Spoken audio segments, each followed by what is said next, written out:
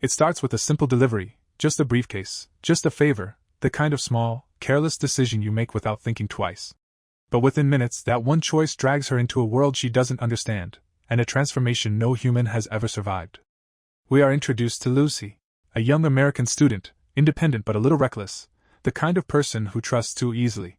Her boyfriend pressures her into delivering a locked briefcase to a powerful Korean crime lord named Mr. Jang.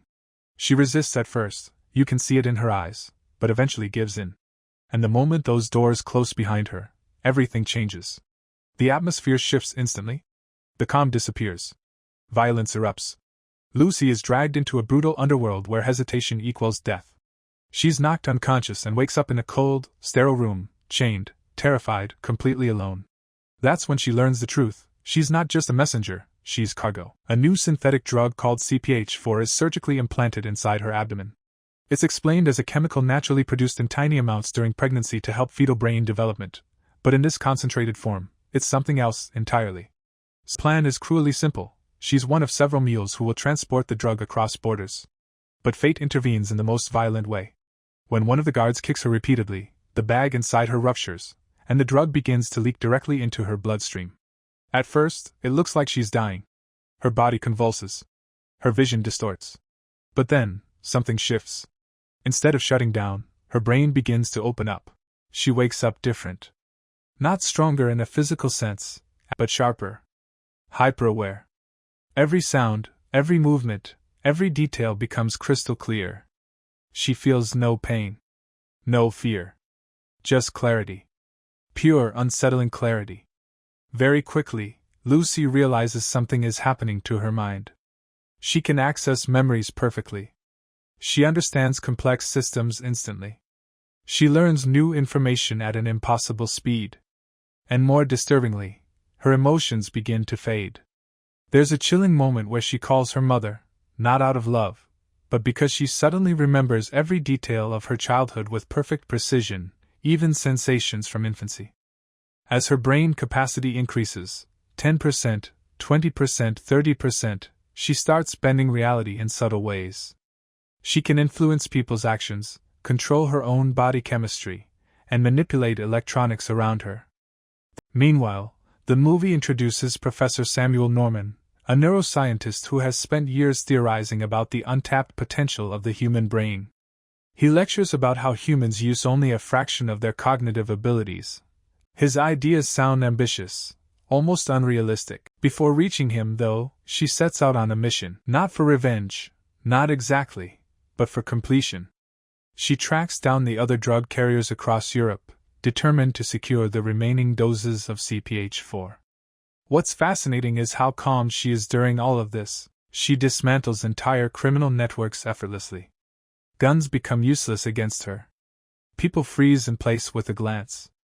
She manipulates matter, disrupts signals, and anticipates every move before it happens.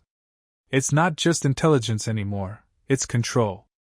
And yet, with every increase in brain capacity, she begins speaking about time as if it's something tangible, something she can move through rather than experience. She explains to Norman that time is the only true measure of existence, not matter, not life itself.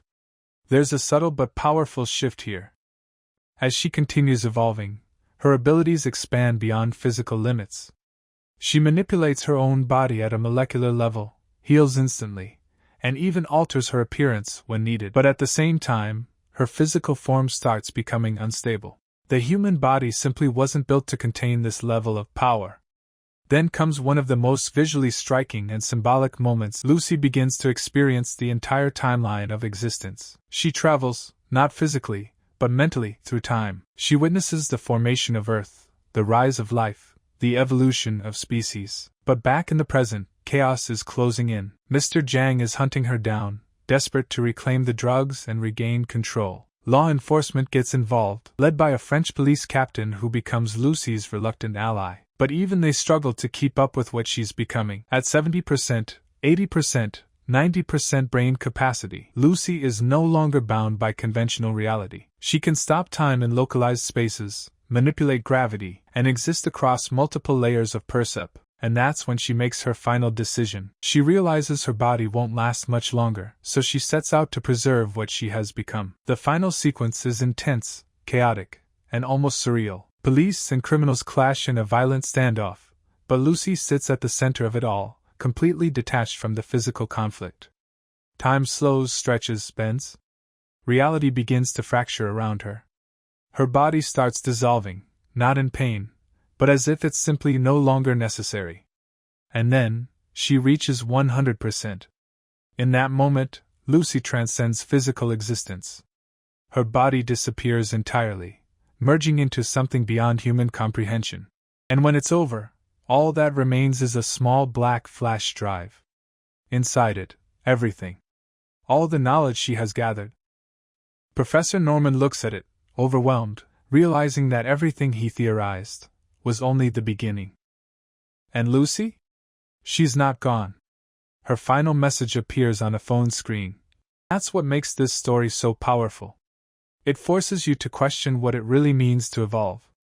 Lucy doesn't just gain knowledge. She becomes knowledge. And that's where this story leaves us, with one question still echoing long after the credits roll. Was everything destined to happen this way, or could it all have ended differently? Let me know what you think in the comments, because the best stories never truly end, they continue in the conversations they leave behind.